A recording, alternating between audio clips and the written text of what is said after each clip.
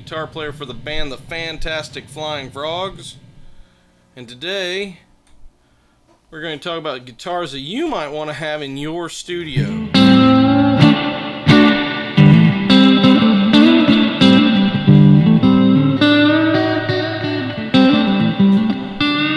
Guitar number one, well, I think everybody ought to have one, is the iconic Fender Stratocaster.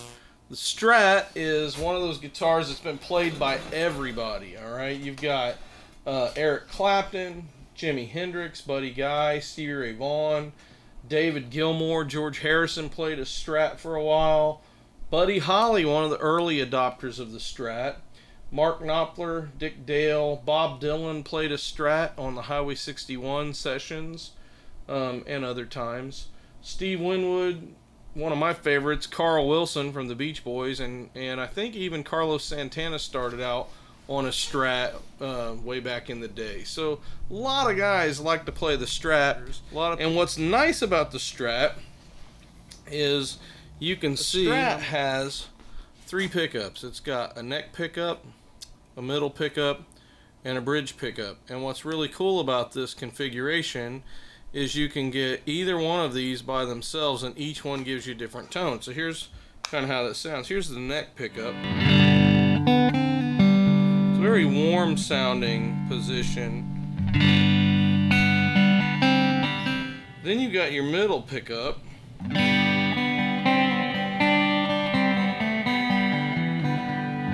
It's a little bit brighter. Then you got your bridge. And originally a Strat only came with 3 positions, but now we have 5 positions. This is the bridge and the middle out of phase.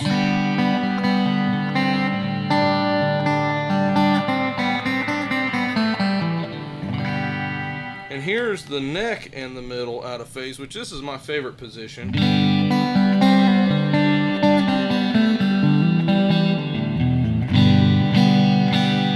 So if you're just starting out and you want to get a guitar that you think will be really good for your studio, you can't go wrong by getting a Strat. Now when you get a Strat, let me give you some advice on what you can do to upgrade your Strat a little bit. Number one, if you're going to be using this in a recording studio, line the entire pickguard and cavity of the Strat with copper foil tape, and I actually have some here today that I can show you. This is copper foil tape, and I use this to line the cavities of guitars that I work on, so that what it does is whenever there's fluorescent lights in a building or neon signs or anything like that, you're going to pick up 60 cycle hum that makes your amp go bzzz all the time whenever you've got a Strat plugged in or anything with single coils. This stuff will cut down an awful lot of that noise and make it a lot nicer for you to play. The other thing you can do is I've added 2 switches to my Strat. Now you can't see them when you're looking at my Strat, but they're right here. I've got one that's a push-pull pot on this knob, and one that's a push-pull pot on that tone knob. And what this does, this one is called a Gilmore Switch, named after David Gilmour from Pink Floyd. And basically what it does is it allows me to turn my neck pickup on whenever I'm down here in these other 2 bottom positions. So normally when I'm down here in the bridge pickup, I can't get this position where the bridge and the neck are on at the same time. All I have is a bridge, but if I pull this switch, it turns the neck on, and now I have almost a Telecaster sound. Now my guitar is a little bit different because I have a reverse bridge pickup, so it's more like a Jimi Hendrix style. It's supposed to imitate Jimi Hendrix. These are actually Guitar Fetish's Jimi Hendrix pickups in this guitar. So I don't quite get the same telly sound that you might get if you did this to any other Strat. But you can hear a total difference when you do that. Now the other position that I get from this is I can add the bridge, the middle, and the neck when I'm in this position if I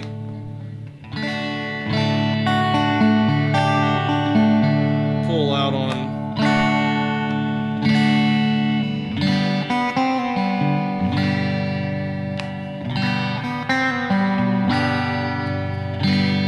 gives it a little bit more oomph, almost like a humbucker. You know, it turns the whole thing into kind of a humbucker.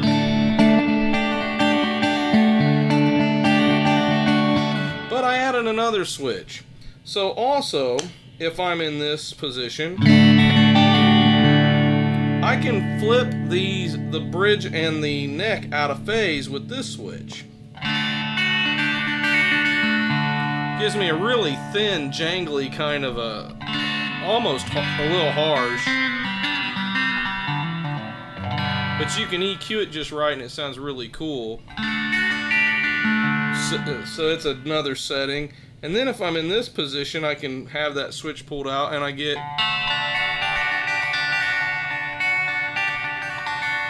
almost like an old 60s, or like it sounds like it's going through an old radio or something. So that's all that I can do with my Strat to get a lot of nice sounds out of it. And you can, those are really easy mods that you can do to your guitar too, and you'll be able to get a lot of variety out of one guitar. So if you just can only get one guitar for your studio, I would highly recommend that you make it a Strat. But we're going to go through a lot of different guitars today. So the next guitar we're going to talk about is the Telecaster.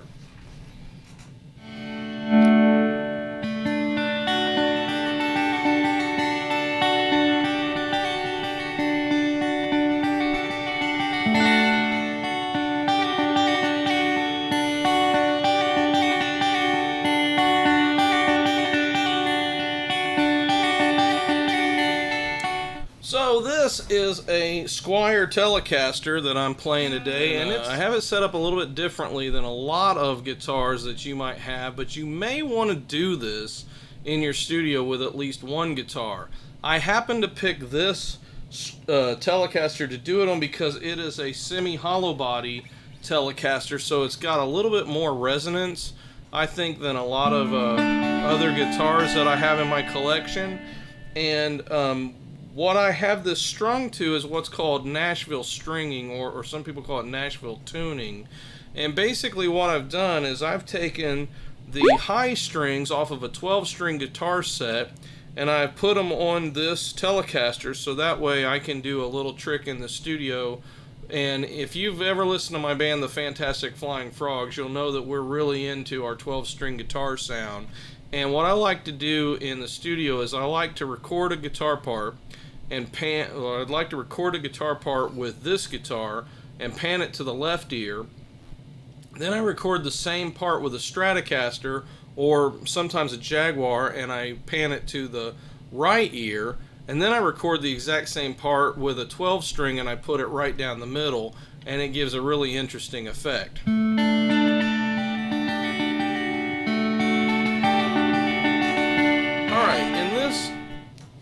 Song, this is our new song that just came out this month called TV Family, and what I have is in this particular instance I have a Stratocaster recorded on the left channel, I have the 12-string in the middle and the Telecaster on the right, and this is basically what it sounds like. We have the Stratocaster by itself.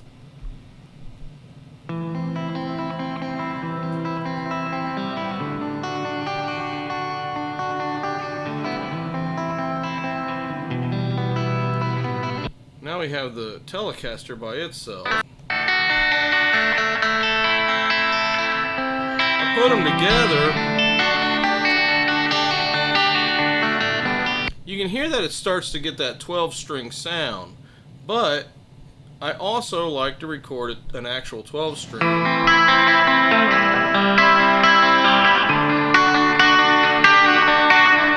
And that's my Harley Benton 12-string that I recorded this on. And when you put all three of them together,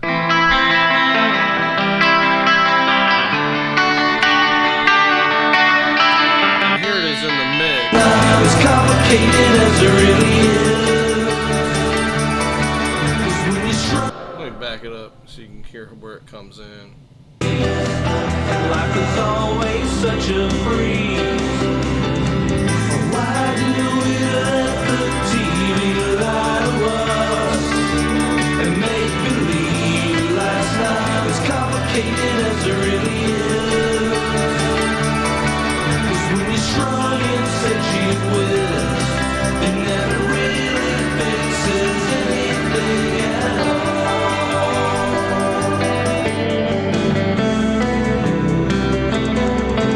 And that lead guitar is my Jaguar. So that's a little trick that you can use when you're trying to mimic a 12-string guitar, especially if you don't have one. You can get a really cool sound just by having two different guitars with different strings on it. And like I said, I like to use my Telecaster for that. Now, the other thing about my Telecaster that's a little unique, I have a different circuit too. I have the Bill Lawrence mod added. So that way I get a five-way, I can use a five-way switch where I get 5 different sounds. And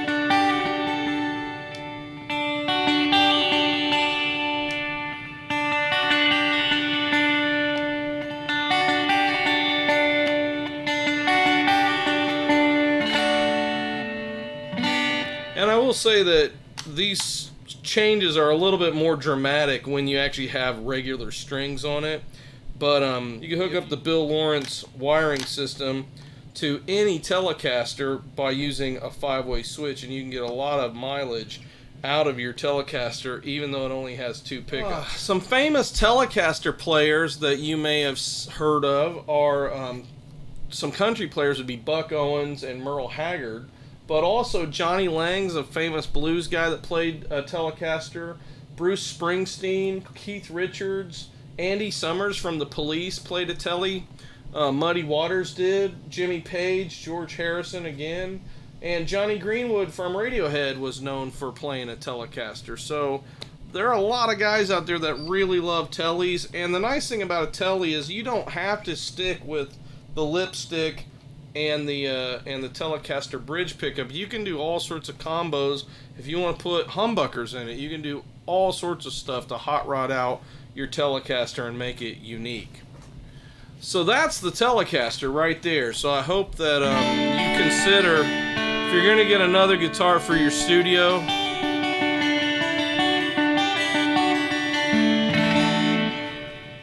the Tele might be the one.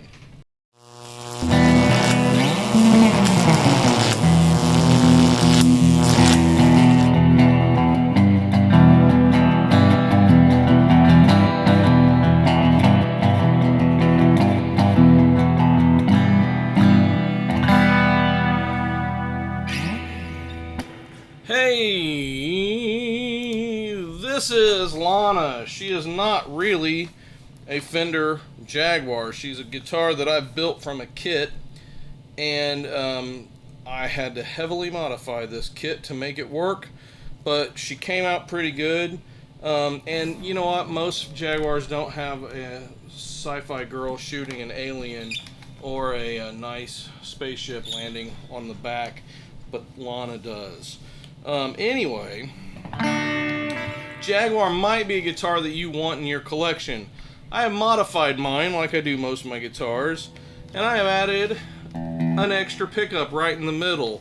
I've changed around the wiring so that way I got rid of the treble bleed circuit that is in most Jaguars, and what I added was a pickup switch to turn on the middle pickup. Lana's bridge pickup sounds like this.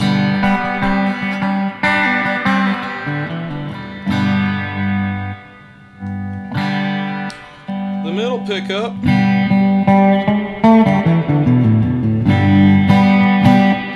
and the neck pickup.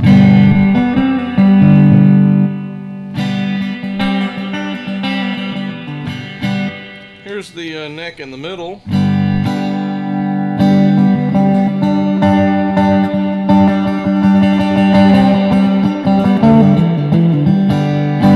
And then the bridge in the middle.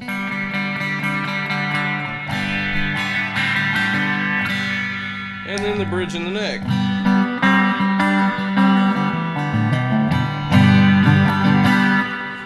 Basically what I've done is I've also added phase switches for the bridge and the neck pickup. So here's the bridge and the neck with the phase, with an in phase. There it is, out of phase. Here's the bridge and the middle out of phase.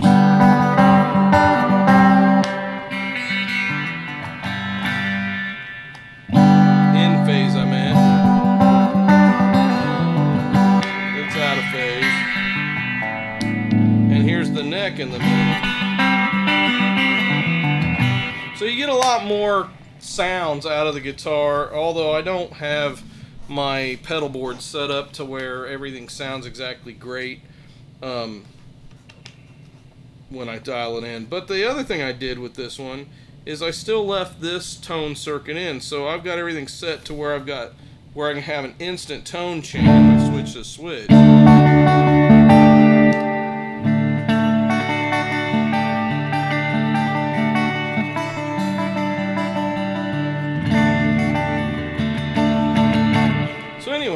Jaguar pickups are very different, and a lot of people played Jaguars over the years. Again, one of my favorites was Carl Wilson from the Beach Boys. Johnny Marr from the Smiths played a Jaguar. Kurt Cobain famously played a Jaguar. Otis Rush did. Rick Ocasek and the Ventures. Two of the guys in the Ventures played Jaguars, and so did a lot of other people.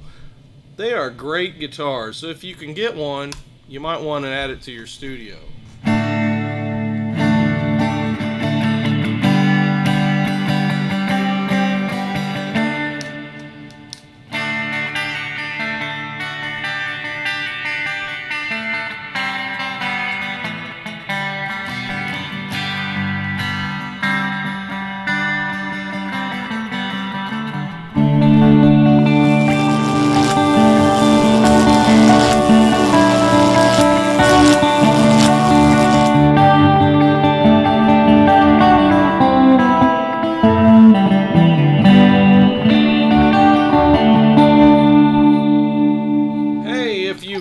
Watched my channel, you have seen me modifying this guitar. I started out with a stock Harley Benton 12 string, and I switched it around as much as I could to make it as much like a Rickenbacker 12 as I could possibly make it.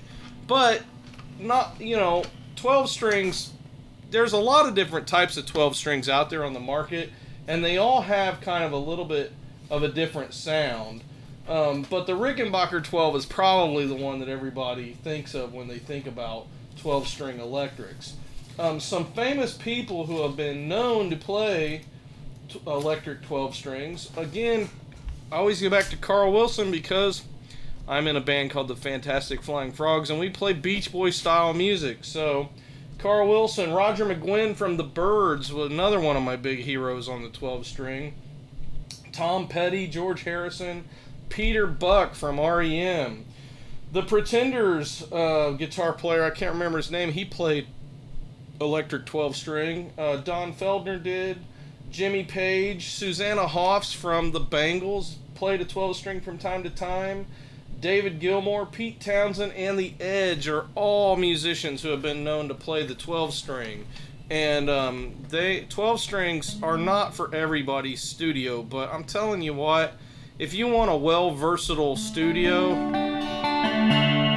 and you're looking for that guitar that you might not have, I'm telling you what, a good 12 string is definitely what you want. I can't honestly recommend for a budget studio to go out and get yourself a Rickenbacker. They're not budget friendly. And one time I got to play on a 1965 Rickenbacker 12 that, it was a cool guitar, but I can't really say that I liked it any better than my Harley Benton, which cost a fraction, actually cost a tenth of what that one cost new, and not even a 1965 vintage one, a brand new one. This one costs a tenth of what that one cost. And if they still make these are awesome guitars. But Dan Electro makes a nice 12 string. Fender made a 12 string for a while.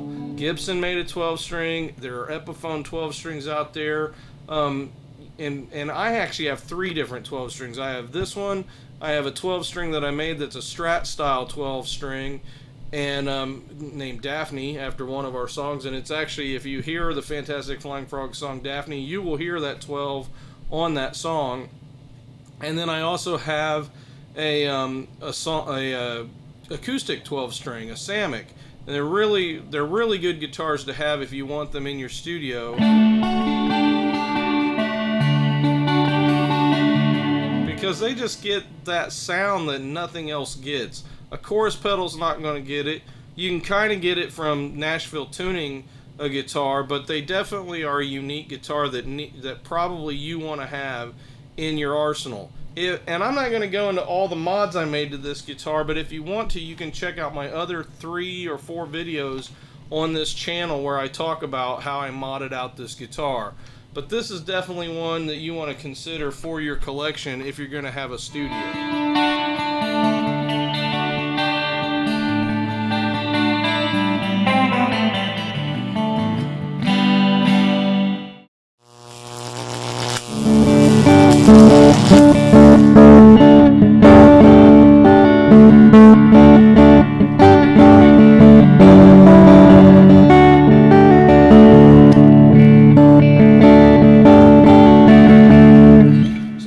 Iconic Les Paul. This is not my Les Paul, it belongs to a friend of mine. I don't actually own a Les Paul for my studio, so here I am preaching something that I don't actually practice. I have never been a fan of the Les Paul, but I kind of feel like maybe I should probably get one. So, you know, these are about guitars that we might want to have in our studio. There are a lot of people that like Les Pauls that can't afford them, and having a Les Paul in your studio probably is a really good idea. I just happen to know a lot of people that play them, so I don't really need them. People just bring them by. But this Les Paul has a Bigsby tremolo on it.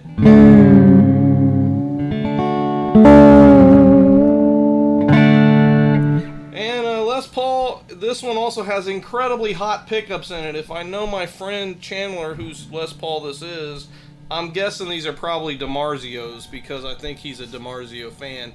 And he really likes metal. I don't even have a distortion pedal on. I have nothing but the amp simulators that I use. And if you don't know, I'm using Joyo American and British pedals for my amp simulation. But this, I'm telling you, this guitar is so hot.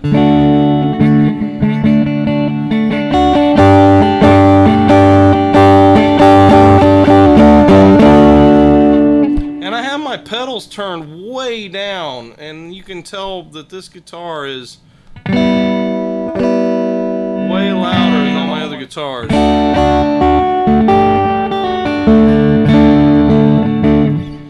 There are a lot of famous Les Paul players, including Les Paul himself, the man. I had a student one time that got to take his Les Paul that his dad bought him to meet Les Paul right before Les Paul died, and he signed it for him.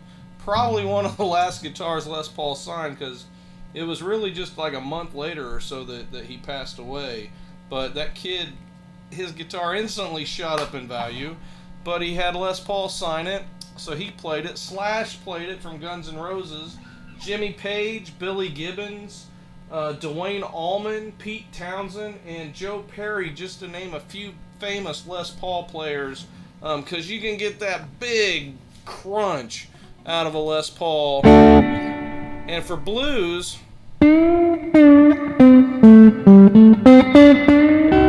even Clapton played a Les Paul.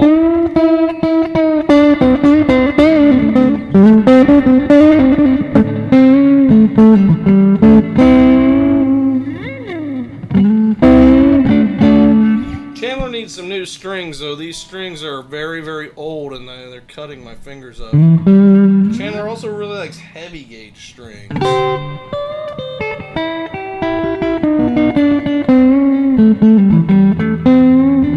which is something you need to consider if you have a studio. You might want to keep a stock of different size gauges of strings in your collection, just in case you have that one player that comes in and he needs a certain size string for his session. It's definitely something to consider. So this is the Les Paul. I hope you have enjoyed it.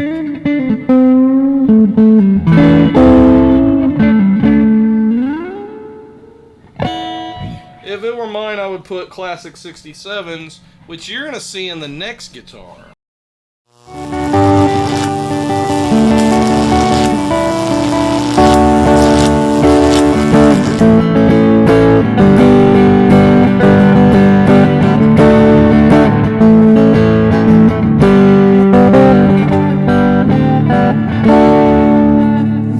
This is Irene. This is my SG. An SG is the basically the sequel to the Les Paul. It came out a little bit later, and it was originally called the Les Paul until Les Paul himself said, "I don't like that design, take my name off of it." So then it became the solid guitar. So this is a solid body guitar, and it has a custom paint job. So Eric Clapton owned a guitar called the Fool, and the Fool had a cool paint job, and so I was inspired and I decided to paint Poseidon's Daughter on my guitar. And if you want a custom paint job on your guitar and you like this, give me a holler and I will do a paint job for you. I like to paint my guitars. This dude's on the back. He didn't make it out alive, but you know, there he is. And then on the neck, it's got a tentacle going all the way up. It has classic 57 pickups. Actually, I could be wrong. These might be Guitar Fetish 57 pickups that are basically a version of Gibson's classic 57s.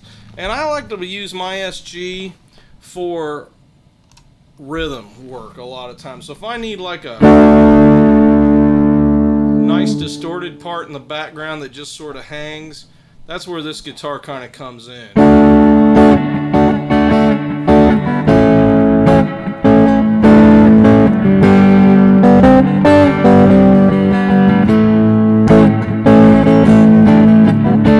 But I'm not going to say that she's not a good lead guitar either, because she could be used for that. Hear that sustain?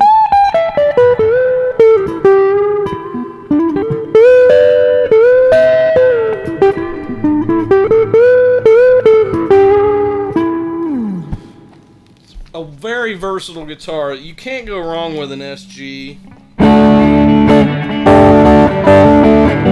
I used to own a Gibson SG in 1981, and times got hard, and the Gibson had to go away, and I was very sad. I'm still sad about it. But I bought this cheap little Epiphone for nothing, and then I re-outfitted it with nice classic tuners, vintage style tuners. I put in the new pickups. I gave it the new paint job. The only thing I didn't do is I didn't put pickups that I could tap, which in retrospect, that might have been kind of a cool thing to do. And maybe someday, if the need arises, I may go ahead and put some in that I can tap, or see if these are tappable. Some famous SG players are Angus Young, Pete Townsend, and then Eric Clapton and George Harrison both played the same SG. Clapton had it repainted and it got named the Fool. Sister Rosetta Tharpe, Frank Zappa, Tommy Iommi, Derek Trucks, and Jimmy Page are all SG players. These are tappable.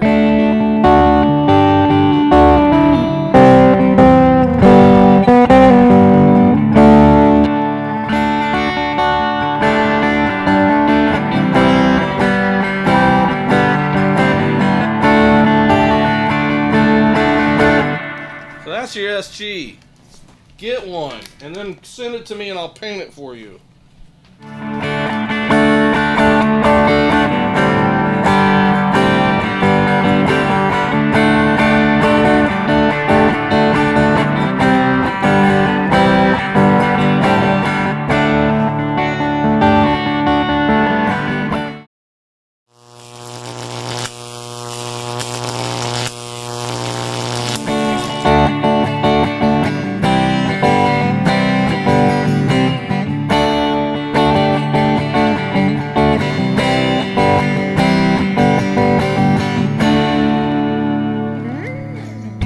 This is an Ibanez what is it? AS73 dash whole bunch of other stuff. You probably want to have some kind of hollow body in your collection if you're going to have a studio. Now, there are a lot of hollow bodies. This is one of the guitars that I own that's a hollow body. And I also own a modified Epiphone Dot, but this one is, as you can see, is actually being a lot of things are being changed up in it. This one has 3 pickups, that one has 2. The Epiphone Dot is a really fun guitar to play, and so is this Ibanez. And there are a lot of different hollow body style guitars that you can get. And a lot of people love hollow bodies. Some famous hollow body players, B.B. King, John Lennon played a Casino. B.B. King, of course, played the ES-335, I believe. Johnny Marr played a hollow body. Eric Clapton has been known to play several different ones. Freddie King, Chuck Berry, Eric Johnson. A lot of people. What's his name? The country gentleman. He played the Gretsch. You know who I'm talking about. What the heck is it? Oh, Chet Atkins. How could I forget that? The country gentleman himself, Chet Atkins, played a nice hollow body guitar. And you've got lots of companies that make them. Ibanez like this, Gibson, Epiphone, even before it was Gibson. What else? The Gretsch, of course, makes amazing hollow bodies, and I wish that I could have one of those in my collection. One day, maybe I'll have a Gretsch added. The thing about hollow bodies is a lot of hollow bodies, either you'll see them with P90 pickups, or a lot of times you'll see them with classic 57 style humbuckers. But Gretsch is its own thing. Gretsch has pickups that they are Gretsch pickups, and they sound totally different than everybody else's pickups. So you can check out a Gretsch, and you will be happy that you get one. But somewhere in your collection, if you're going to have a studio, it is useful to have a hollow body that somebody can use. And like all that I'm talking about today is mainly if you're in a budget studio and you're just getting started and you want to start collecting guitars that you can have on hand for people, you definitely want to have some of these guitars, because a lot of people that are on a budget, they can't afford them. And if you have them available, then they can record and you can get close to some of those iconic sounds that people want to hear on their recordings.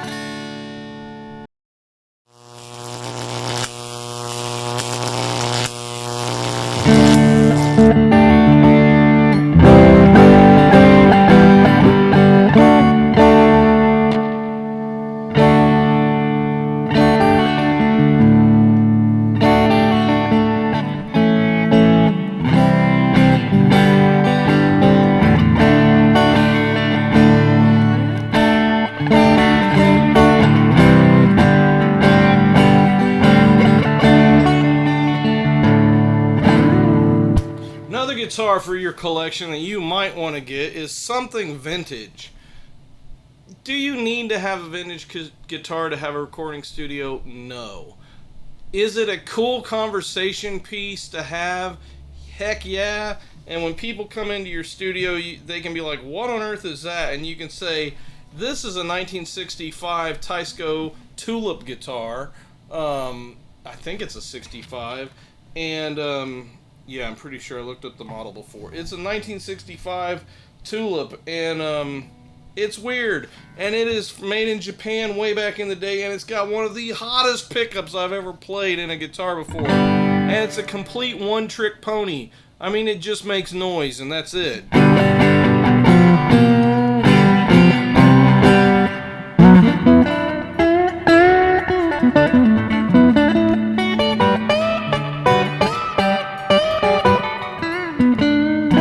I need to get new strings on this because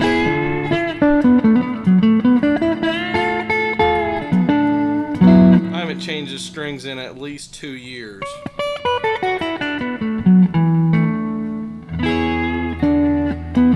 Shame on me.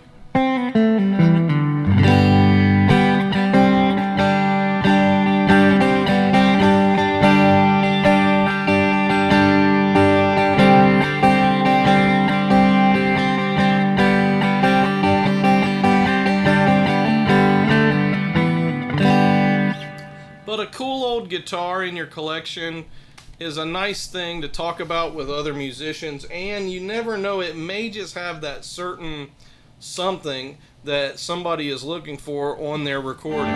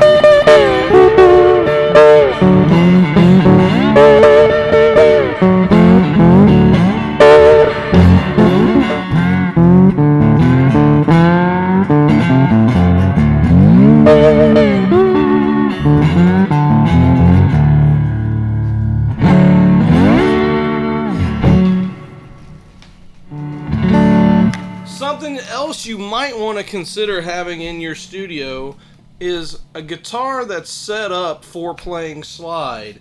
This happens to be my guitar that I made out of walnut.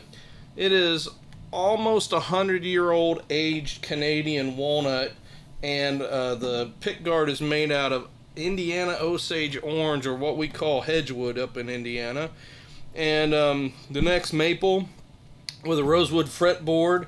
And I built this guitar myself. It is chambered, so it looks like a solid body, but inside it's 3 pieces, and the middle piece is hollow, and the bottom piece is routed out, and the top piece is routed out a little bit, so there's all these cavities in here to make it sustain. It's also got through the body stringing, and as you can tell, I can come back in about 10 minutes and it'll still be sustaining. It's a cool guitar. I've made several guitars that sustain really well. I made a cigar box guitar once that I actually timed it for 1 minute and 20 seconds, I think. It kept sustaining. This one's not quite, doesn't quite sustain that much. I was joking about the 10-minute thing. But it's a ripper of a guitar for playing slide, and I've got these dual rail pickups. And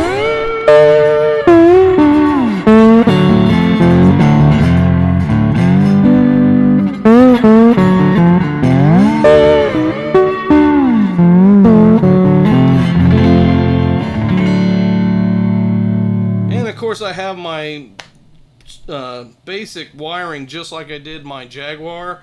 It's the same way on this. I've got a bridge pickup.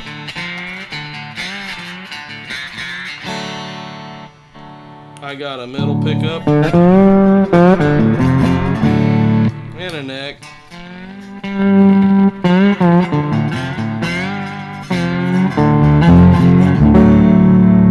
can do the neck and the bridge. Put them out of phase.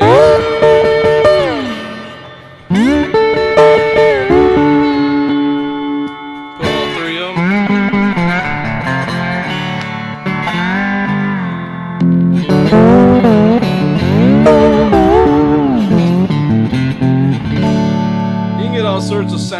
this guitar, and it just tears things up.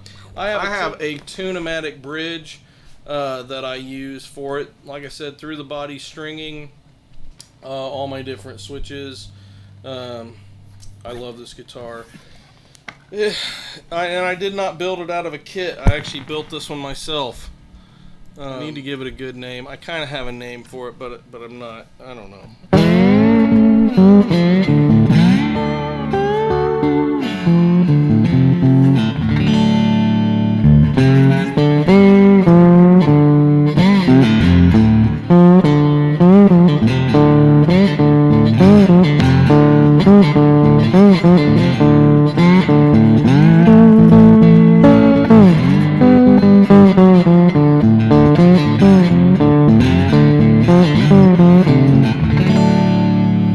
I started playing surf, I played in blues bands, and I really like playing slide guitar, so you never know when you're going to need a good slide guitar in your studio. So having one set up just for slide is not a bad idea, and you can have it done real easily, or you can set it up yourself. There's tons of YouTube videos, but basically you just raise your bridge a little bit and voila, you got a slide guitar.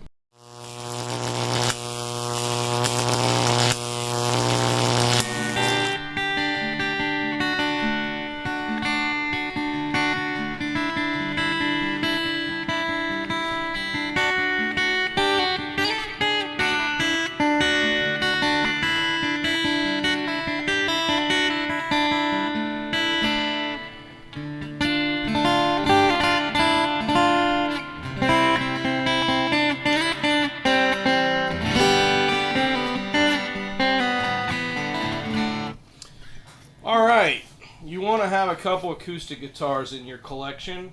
I have had several acoustic guitars over the years. One of my favorites was a Fanon, which I don't know if you can find them. I know I've played 2 or 3 of them in my life, and I haven't seen very many of them. And I kind of kicked myself for getting rid of it. It was an awesome guitar my cousin gave me, and when I moved here I needed the money, so I sold it.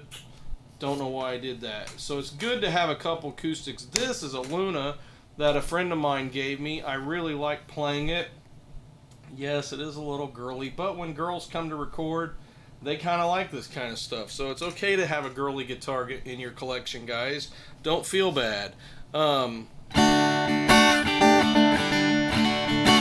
I have this running through my pedal board right now. I don't even have it mic'd up. It's just a really nice sounding guitar. You can mic them up, and I could if I wanted to, but to be honest, this is the 3rd time I've recorded this video, and I have had so much trouble, so I've just decided I'm not going to mic up the acoustics today. I'm just going to plug them in. But you got to admit, this is a nice sounding guitar plugged in for an acoustic.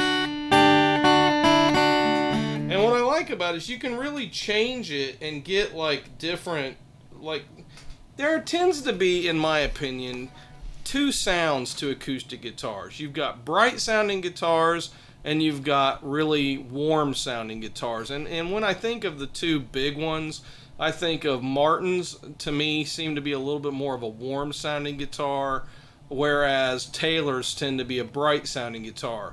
But the nice thing about EQ, you can really fake things a lot with EQ, and when it's in the mix, a lot of times it's hard to tell. And so with this guitar, you can adjust a lot of the parameters, and you can get a darker sounding guitar that way. Or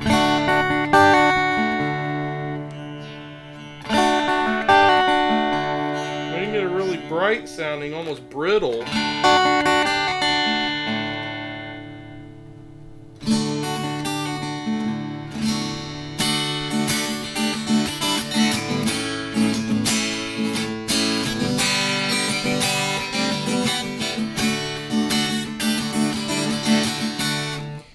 All sorts of different tones just by how you dial in the EQ on a guitar like this. And a lot of people forget that. They think, oh, I just have it set a certain way and that's kind of it. No, you can really sort of mimic some of the other sounds of guitars that you might not necessarily have in your collection that will probably work in the mix that you're trying to record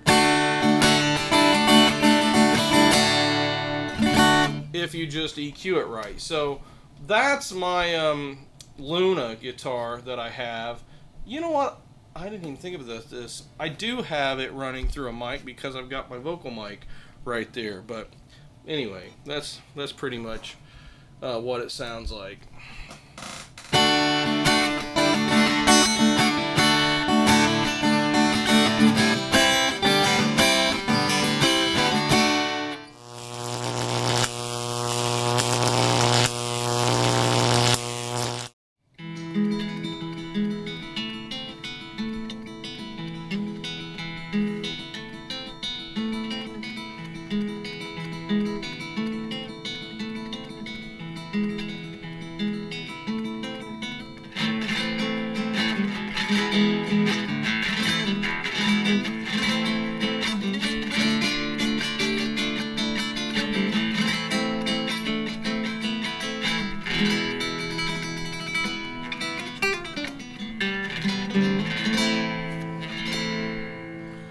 So this is a classical guitar. It is made by a company called Continental, and I picked this up at a Goodwill store for $10. I could not believe that I had seen this cool little classical guitar. I did change the tuners.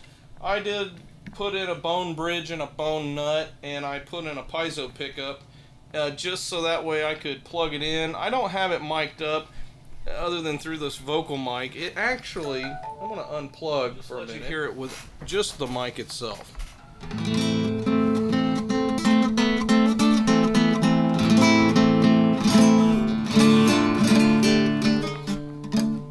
It's hard to play with your elbow on the table.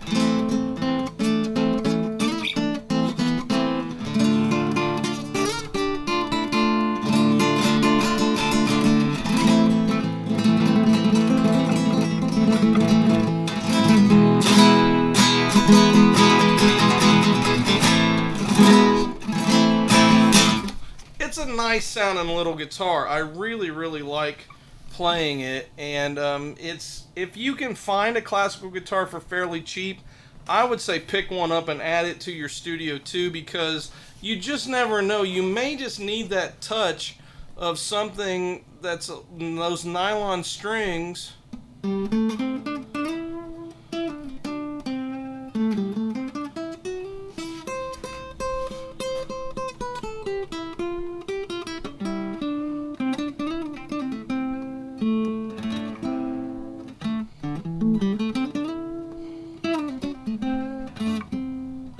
And you just can't get that on any other guitar. This is the only kind of guitar that you're really going to get that sound out of. And the nice thing about classical guitars is it really doesn't have to be the most expensive guitar to really get a nice sound. You just got to know kind of how to set your guitar up to where it sounds pretty good and how to mic it. And once you mic it up pretty well, you're going to get a really good sound out of maybe not so much of an expensive guitar. Now, there are really good expensive classical guitars out there, and yes, they sound amazing, but you know, for a budget studio, for a lot of projects that you might be doing when you're just starting out, a cheap little classical guitar is definitely something that you want to keep in your on your shelf somewhere. Some classical players that you might have heard are in the past are Andre Segovia, John Williams, Brian May, Steve Howe, Steve Hackett, and Phil Keaggy.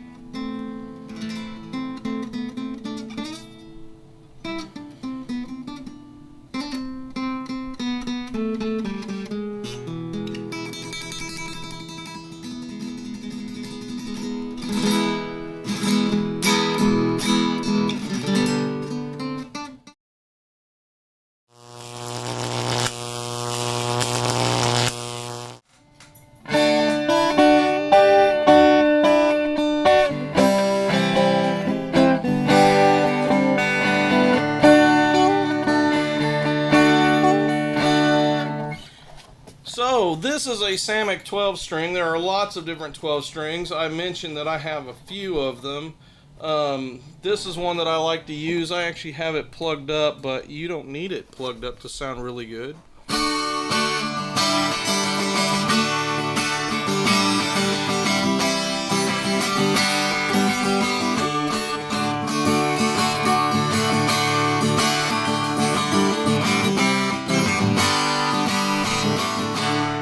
And if you want to get that Tom Petty Americana jangle, you want to get yourself some kind of a 12 string.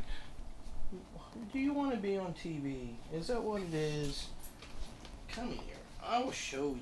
You can be up here with the people and you can say hi. This is Monkey. And Monkey, he thinks he can play the guitar. But he doesn't have opposable thumbs. And every time he tries to play the guitar, all he does is tear them up. Right, Monkey? Yes. You are pathetic. You need to go find yourself something to do because you're way too hot. 12-string acoustic players that were pretty popular were Glenn Campbell, Lead Belly, Blind Willie McTell, Paul Brady, Leo Kottke, Tom Petty, of course, George Harrison, Pete Seeger, David Bowie, Taylor Swift, David Gilmour, Jimi Hendrix, Chet Atkins, Gordon Lightfoot, and Neil Young.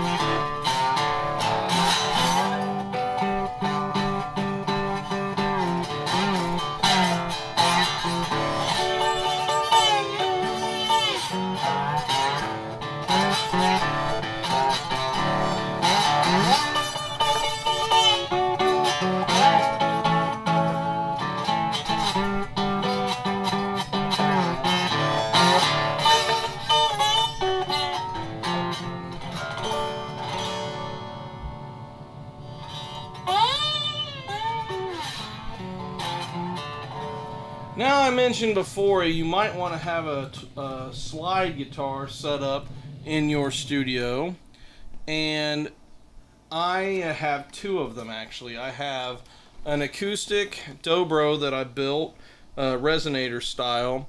I built this out of an old a Kona guitar that I had. The bridge, the bracings underneath the bridge broke.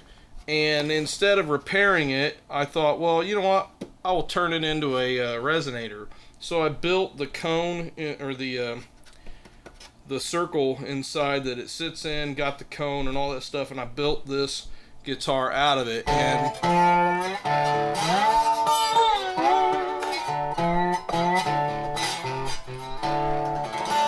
I'm really happy that I did, because it's a cool guitar. I have a piezo pickup in the inside, and I have this Dean Markley, so I can either plug it in or I can use it acoustically.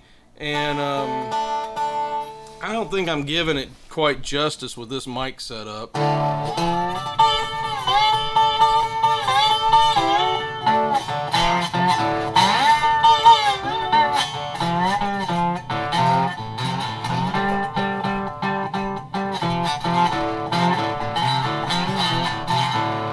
There's a whole host of people that played resonators, from bluegrass players to blues and all sorts of other stuff.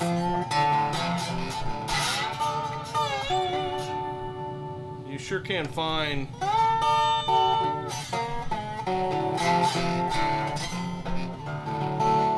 use for this sound. So that's a tour of all the guitars that I have in my studio. There are a few that I'd like to get, maybe some other guitars to add.